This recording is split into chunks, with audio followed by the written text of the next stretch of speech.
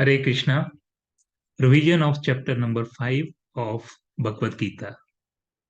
Before we start this chapter revision, let's do some vandana to our gurus so that we can recollect whatever we have learned from them.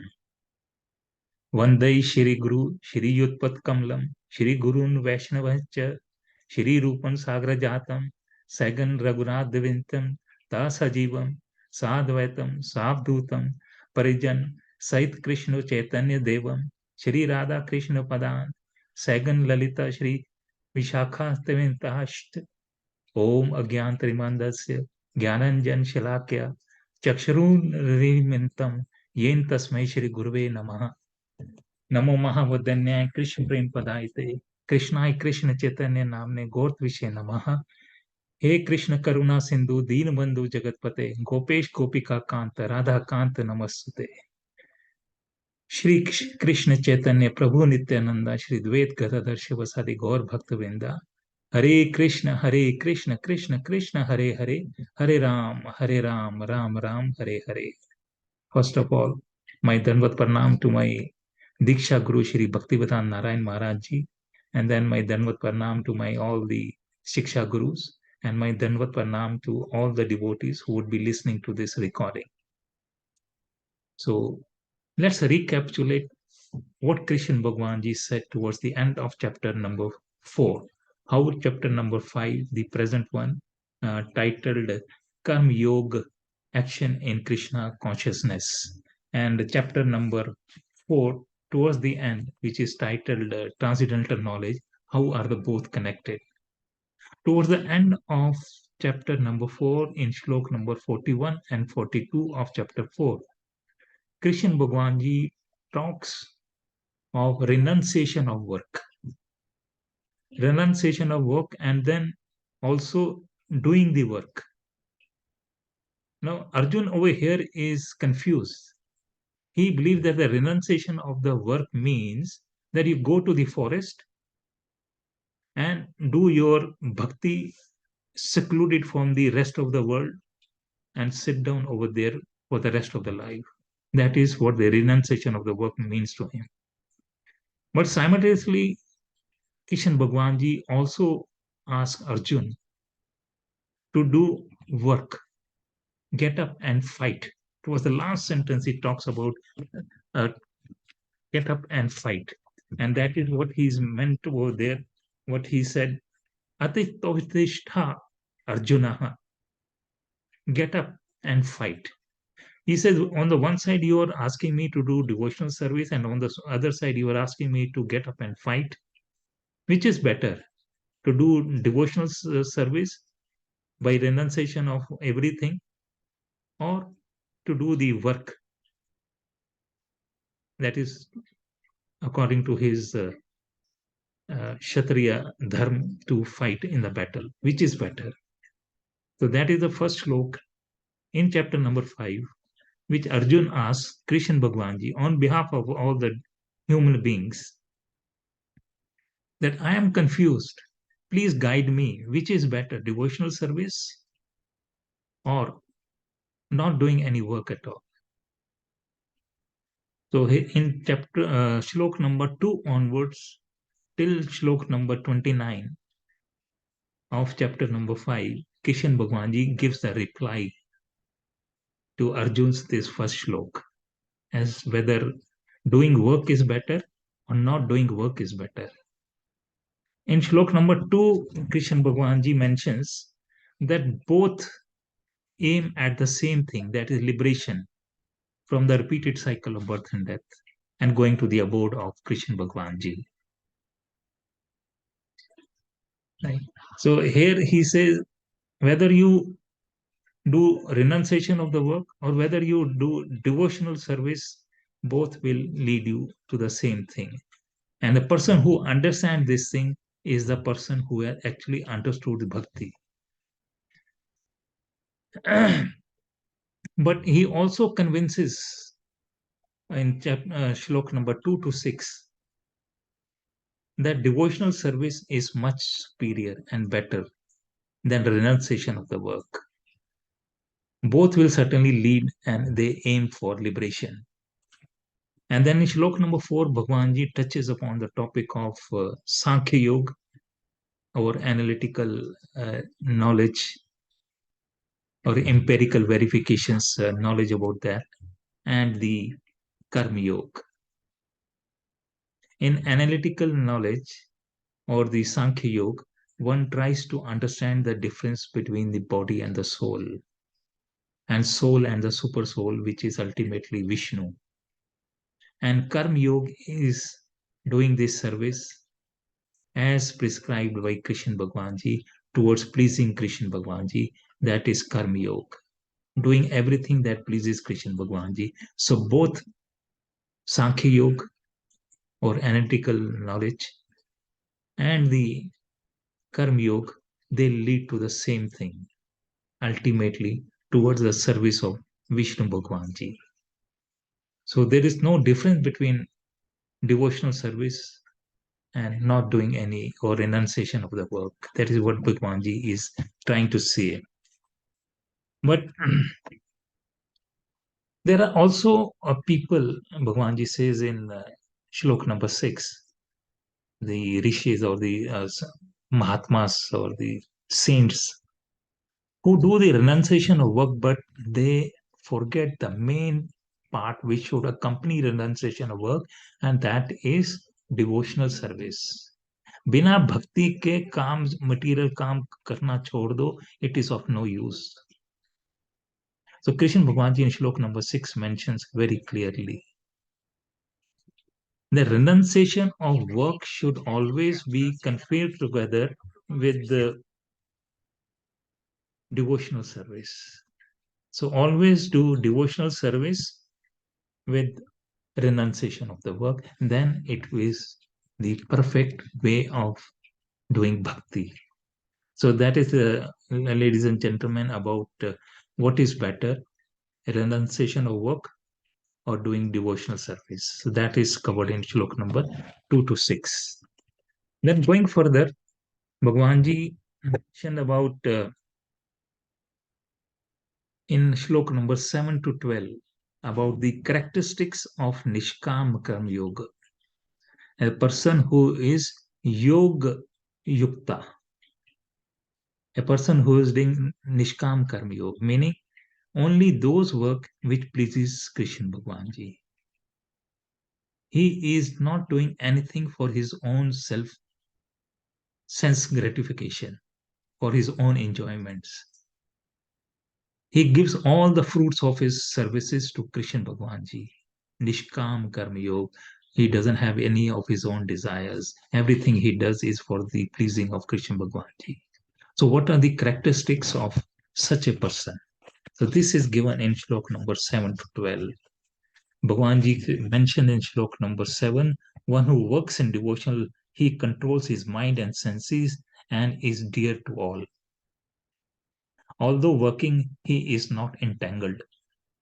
Then in Shlok number 8 to 9, Bhagwanji says, although he is engaged in seeing, hearing, and sleeping and doing all those activities, etc., but actually he is not doing anything because these all senses are working of their own.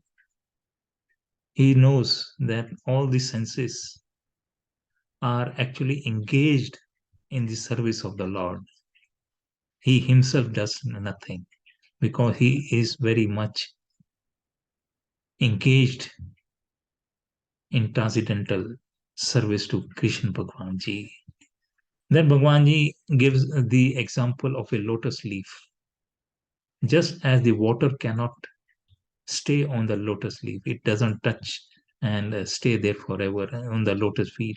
Similarly, the sins committed by such a transcendental person who is Nishkam Karma Yogi, and no sins are affecting his adversely. He is like the water does not stay on the lotus leaf. Similarly, the sins also do not affect such a Nishkam Karma Yogi. And finally, in Shlok number 12, Bhagwanji says, what, what does a devotee obtain by doing Nishkam Karma Yogi, and what does a person who is a non-devotee, what does he get by not doing Nishkam Yogi, Karma Yoga. So he gives the example of a person who is a devotee and who is doing Nishkama Karma Yogi, he will achieve peace ultimately.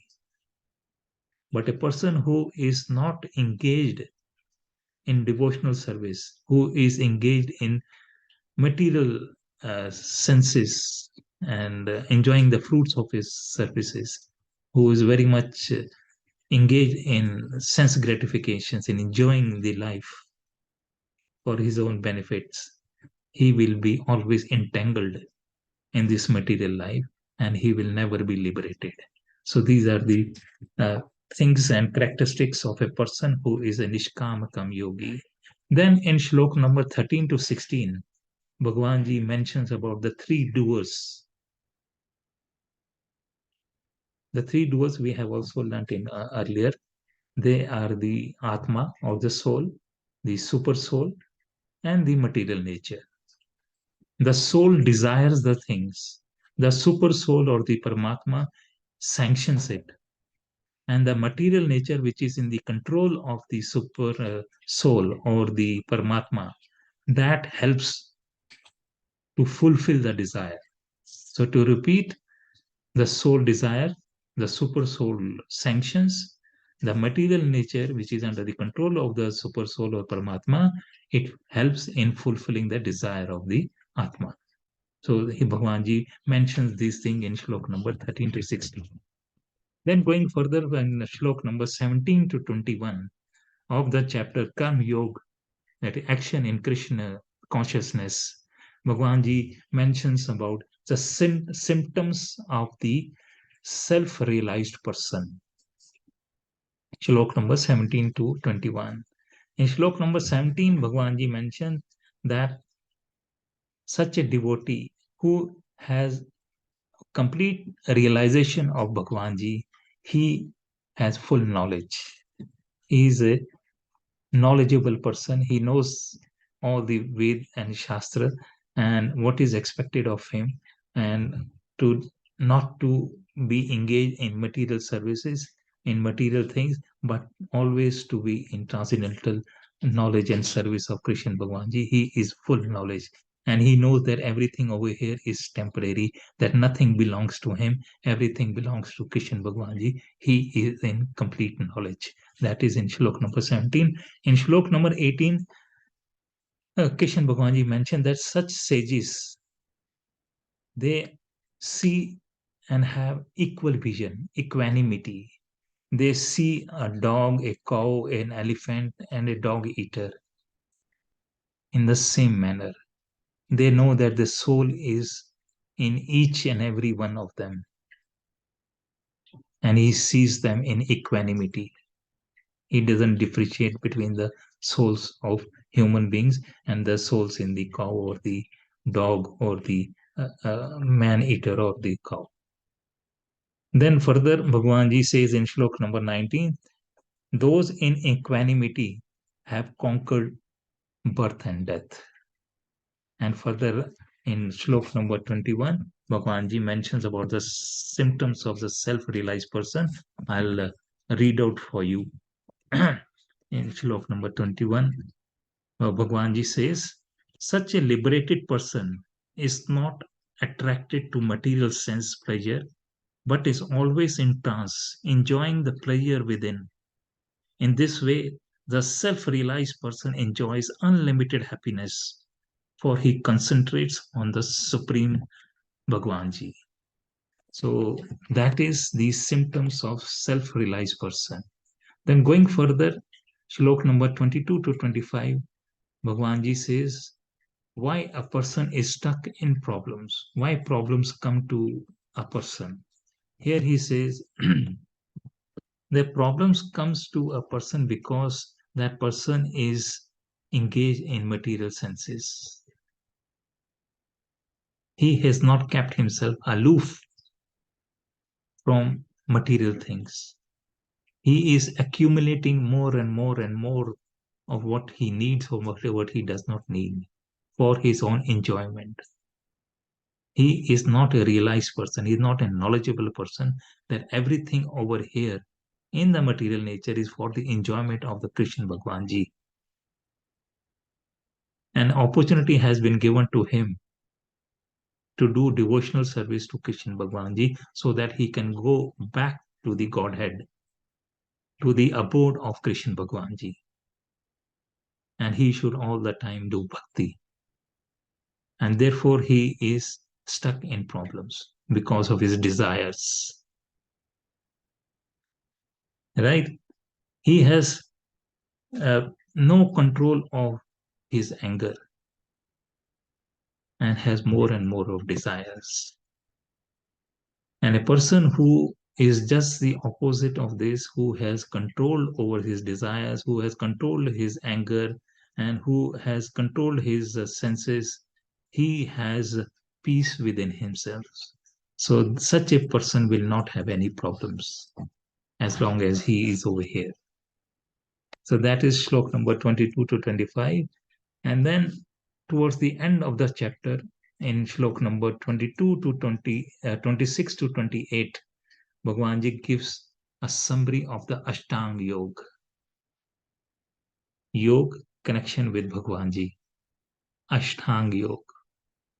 And then what are these requirements of doing yoga or connection with Bhagwan Ji? This is given in shlok number 26 to 28. I'll just read out for you.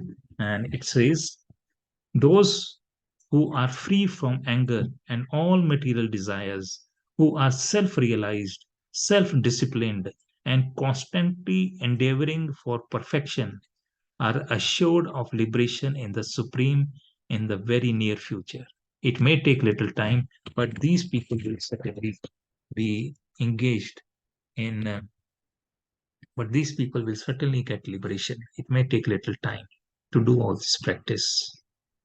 Then further, Bhagwan, he shares in slok number 27 to 28 about the Ashtanga Yoga, shutting out all external sense object, keeping the eyes and vision concentrated between the two eyebrows, suspending the inward and outward breaths within the nostrils, and thus controlling the mind, senses, and intelligence. The transcendentalist aiming at liberation becomes free from desire, fear, and anger. One who is always in this state is certainly a liberated person. So Bhagwanji has touched upon the topic of Ashtanga Yoga.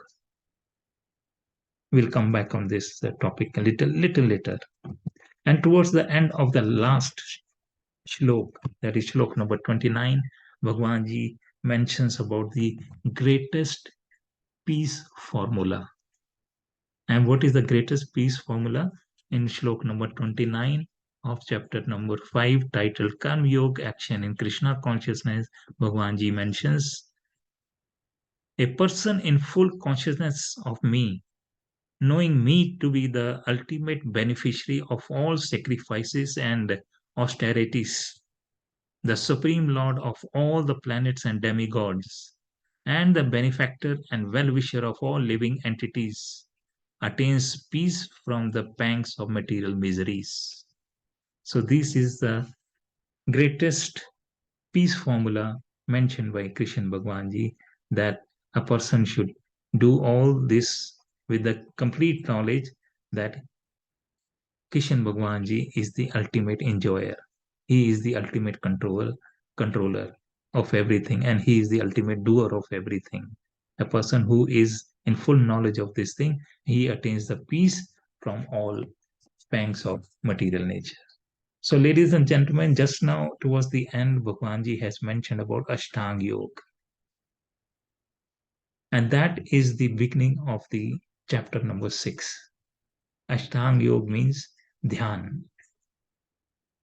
To do the Ashtanga Yoga. Yoga is connection with Bhagwanji. And what are the steps involved in it? In Ashtanga Yoga, Bhagwanji elaborates that in chapter number 6, and the title of that chapter number 6 is Dhyan Yoga. So with this, we come to the end of chapter number 5. That is the Karma Yoga, action in Krishna consciousness. We shall now continue with chapter number 6, and we'll come back to you very soon.